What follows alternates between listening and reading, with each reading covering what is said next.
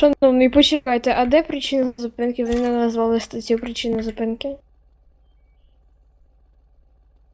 Ви назвали причину зупинки з написом знаку, а статтю КУПАП, саме по КУПАПу ви не назвали.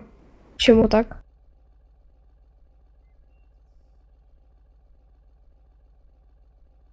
Ну, добре.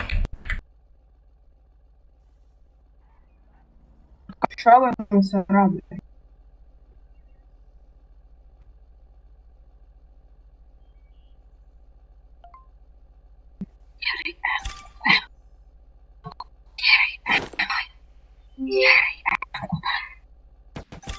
Двести мусора, блядь. 200. Фу таким бить. Фу таким бить.